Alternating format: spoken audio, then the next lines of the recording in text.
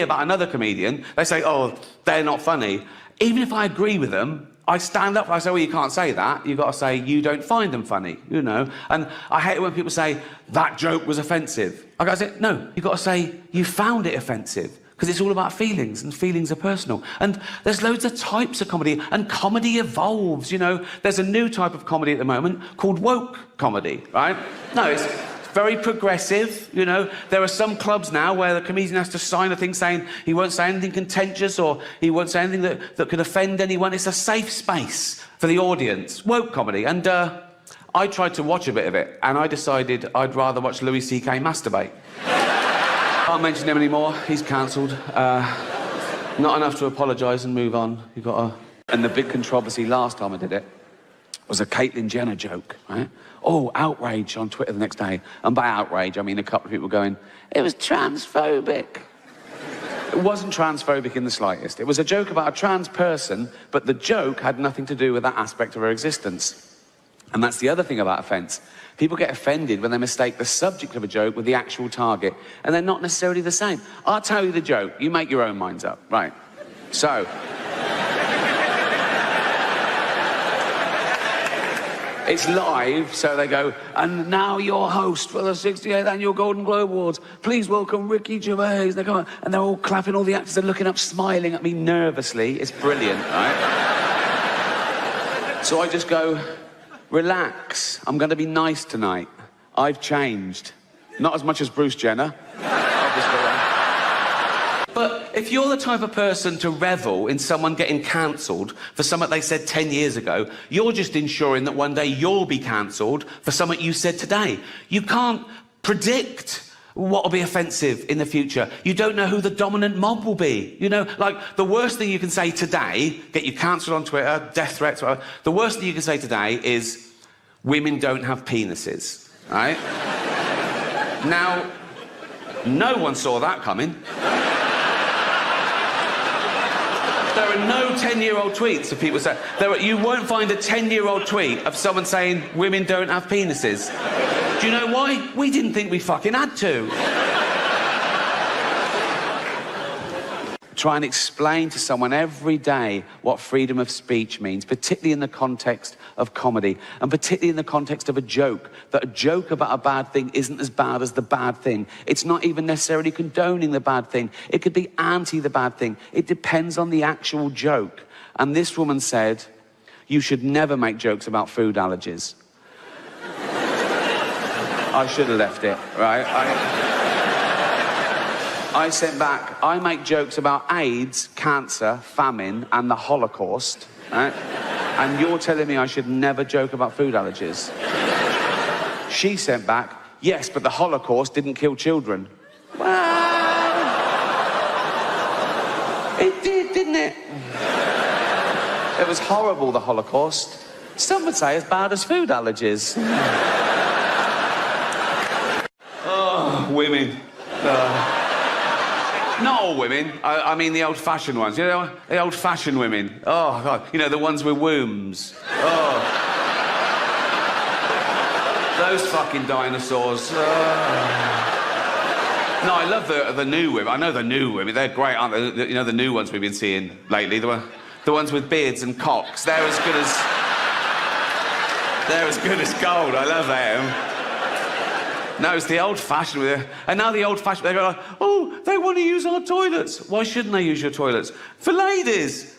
They are ladies. Look at their pronouns. What about this person that isn't a lady? Well, his penis. Her penis, you fucking bigot.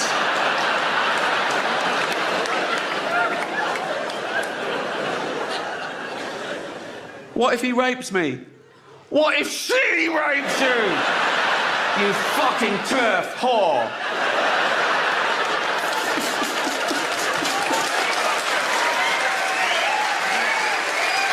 Welcome to my show. It's not a show. There's no dancers or jugglers. It's basically a bloke talking, which is essentially what stand-up comedy is, isn't it? A bloke talking. Sexist. What about all the funny female comedians? Like, No. Right. No. I'm not doing that. Okay, right.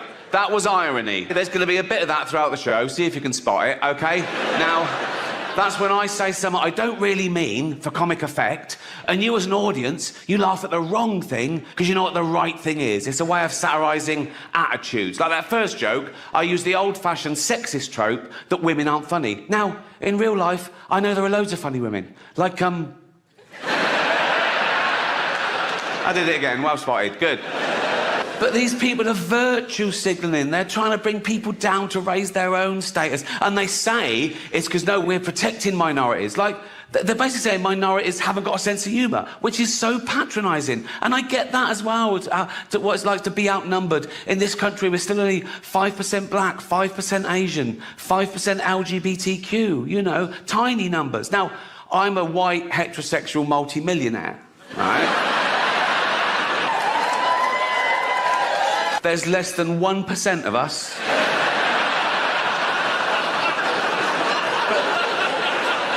Do I whine? No. Do I don't mind. I just get on with it. Come on, Rick. Come on, Rick. Just keep I'm like Rosa Parks. Do you know what I mean? I'm like... Except I fought for the right to never have to take a seat on a bus. But...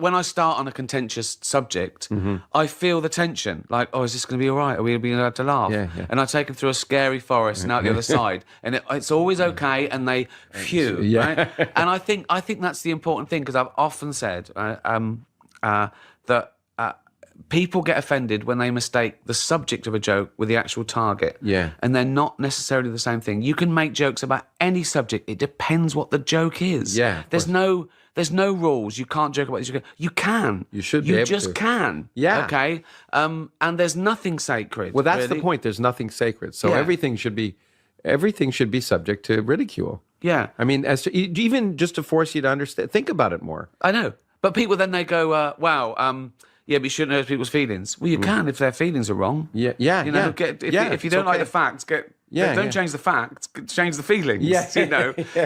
I did think of adopting for a while, a little third world child, because that would tick all three boxes, wouldn't it? You know, you think of it like, one, I wouldn't be adding to the population problem. I'd be alleviating an existing problem. A young kid born through no fault of his own into abject poverty. He would have died without me. I can literally save his life and give him a great upbringing. Right. Two, he would be grateful, wouldn't he? He'd want to pay me back, wouldn't he? Particularly if I let him know that all the other kids in the village, they weren't so lucky, they didn't make it out. I'd tell him that early on, so he really bucked his ideas up, right? I'd go, Tundi, come here. Yeah, go and pop a shirt on. You're not in Africa now, mate. That's better. Yeah. Tundi, yeah, water straight out of a tap, innit? Yes. No, it's not free, it's Hampstead. Yeah, of course it's safe. Safe. Fresh drinking water. Have as much as you want. Have a bucket full. Straight out of that fresh drinking water. There you go. Go and clean the car. Go on. Well, I really up here. Well, hi everybody. It's nice to see you. Y'all look good 17 years later. Thank you to the HFPA for inviting back to the family reunion. Especially with all these extraordinary ladies this year. And your work moves me. It moved for y'all from theater seat a long time. 2,000 years later. Who thanks their age? Kevin Huvane, Ryan Lord, Peter Levine, Perna, Dom, Appel, Macy, John Carabino. My partners in crime, I have to thank you, me, that the top doesn't matter. 6.5 hours later.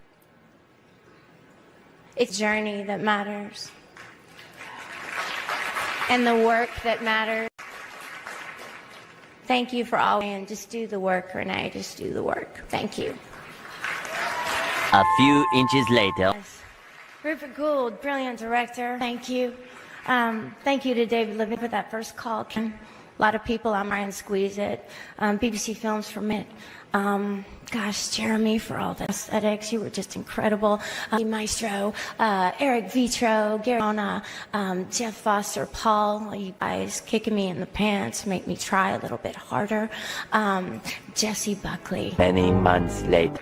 Finn Whitrock, and this, I have to tell you, celebrating one of the great icons of our time with you has been one of the great life blessings. And the conversations I've had with people internationally who just want to express their love for Judy Garland tell about the great personal significance of her legacy and her humanity has been a great reminder that the choices that we make matters,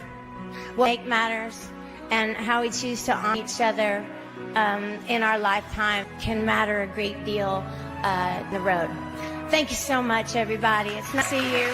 I'm on. Thank you. Kill me. We're nearly done. I'm about to end this man's whole career. Jesus. It's already. Right, Thank you. Thank you so much. Not too over the top, is it? Spent the entire budget on that. Just me and a microphone now. Look, not even a coat up. Unbelievable.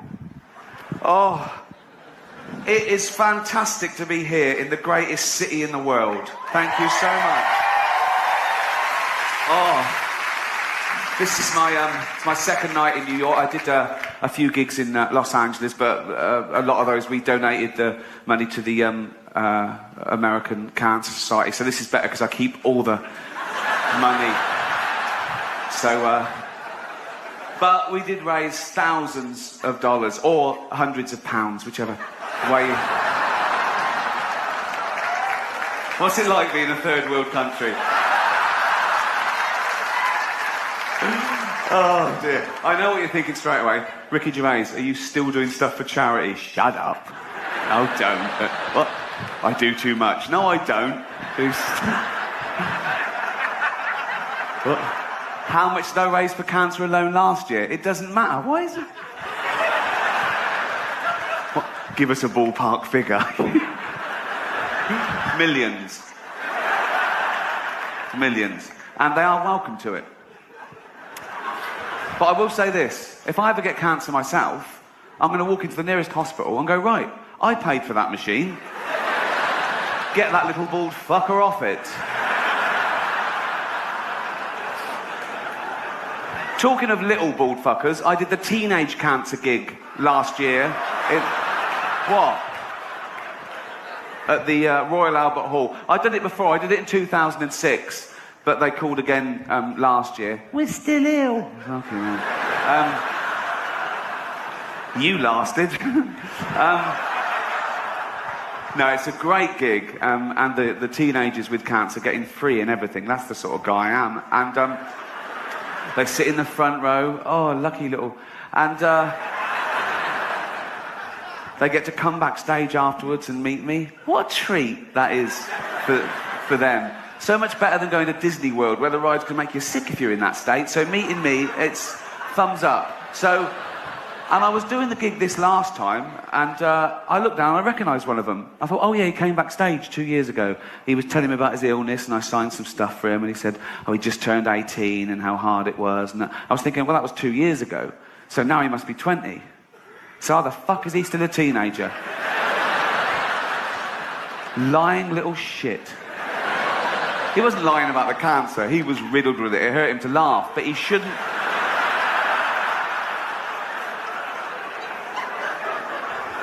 So I was doing the gig, and he was laughing along, and I thought, yeah, you laugh it up, mate. I was fuming. And it got too much for me, and I went, all right, mate, I recognise you. He went, you came backstage 2 years ago. I went, yeah. You said you're 18. He went, yeah, so you're 20 now. He went, yeah. I said, get out. And I called security, and he struggled, but he was weak. They'd worked out, you could tell. Although they had trouble getting hold of him to start with, but then they got him and they pulled it. His drip nearly had someone's eye out. I went, get him out. The crowd started booing. I went, hear that? They don't want to see someone like you take the piss out of me. Off you go. Oh. Cheers, everyone. That's a big can, isn't it? I'm not showing off. I want you to know that is a big can and I'm not a dwarf. From the... Oh, I did a big charity gig last year for autism. And like most people, my only experience of autism until recently was Dustin Hoffman's brilliant portrayal in Rain Man. But I've just got this new house in London, and the neighbours were coming round and going, oh, yeah, hi, poking their noses in, basically. But I thought, you know, I'd be nice to them for now. When I get a big gate, they can fuck off. One couple, they've got an autistic son. And the mother was talking to me and said, oh, this is Douglas, he's 17, and he never goes out because he hasn't got any friends. So I thought, right, okay, this is where I can show him that, you know, I'm a rich, handsome man off the telly, but I've also got a heart of gold. And I said, oh, I'll take him out. And I went, really? I went, yeah. So I went back on the Saturday, true, and she said, oh, he loves the zoo. And the zoo's only about a mile from my new house in Hampstead I live. And so I'm walking along the street with Douglas, okay, and he doesn't take his eyes off his mum all the way along the street like that. And his mum's in the doorway, and she's waving to him, and she's crying, right? Eventually she shuts the door and she goes indoors. I hailed a cab and said, right, take us to the casino. So, you've got to make it work for you, haven't you? So, I signed him in. He had a little suit on and everything. I thought, this is going to be brilliant, okay? I went straight to the blackjack table. That's their best one. I don't know why. They're brilliant at that. I went, okay, Dougie, you know the score. Bet 2 for good and 1 for bad. Do you understand? He went, yeah. I went, hoo, hoo, hoo. So I was betting. I was about £1,000 down in half an hour. And I went, sorry, hold on. Douglas, do that thing. Count the cards. Do that thing. Tell me when there's a good card coming. Tell me bet 2 for good. Do you understand? He went, yeah. So I was another £1,000 down. I thought, what sort of an autistic... So I was confused. I threw some toothpicks on the carpet. I said, how many? He went, I don't know. I said, there's 7. I can see there's 7 from here. Oh. Wow. Why did I get that one? So I took him back home and I said to the mother, there's been a mistake. He walks like Rain Man, but he's got none of that clever shit. I know it's wrong. But I don't want to talk about it, but I do an awful lot for charity. If you do win an award tonight, don't use it as a platform to make a political speech, right? You're in no position to lecture the public about anything. You know nothing about the real world. Most of you spent less time in school than Greta Thunberg. So, if you win, right, come up, accept your little award, thank your agent and your God, and fuck off, okay? So... It's all... Actors aren't just loved here in Hollywood, they are loved the world over, because they're recognisable. You can be anywhere. You could be in the third world, okay, and you get a glimpse of a Hollywood star, and it makes you feel better, okay? You could be a little child, a little Asian child, with no possessions and no money, but you see a picture of Angelina Jolie, and you think, oh, Mummy. There were a lot of big films that didn't get nominated this year. Nothing for Sex and the City 2. No, I wish the Golden Globe for special effects would go to the team that airbrushed that poster. Well, God, girls, we know how old you are. I saw one of you in an episode of Bonanza. Serious note, just looking at all the faces here reminds me of some of the great work that's been done this year. All dolled up, you came here in your limos. I came here in a limo tonight, and the licence plate was made by Felicity Huffman. So, no. It's her daughter I feel sorry for, okay? That must be the most embarrassing thing that's ever happened to her. And her dad was in Wild Hogs. So, but as I say, I'm going to be nice tonight. I've changed. Not as much as Bruce Jenner, obviously. Now Caitlyn Jenner, of course. What a year she's had. She became a role model for trans people everywhere, showing great bravery in breaking down barriers and destroying stereotypes. She didn't do a lot for women drivers. But in a little while, we're going to see a short clip from The Irishman. It's 88 minutes long. So, it was a big year for 3D movies. Toy Story, Despicable Me, Tron. Seems like everything this year was three-dimensional. Except the characters in The Tourist. I feel bad about that joke. No, I'll tell you why. I'm jumping on the bandwagon, because I haven't even seen The Tourist. Who has? But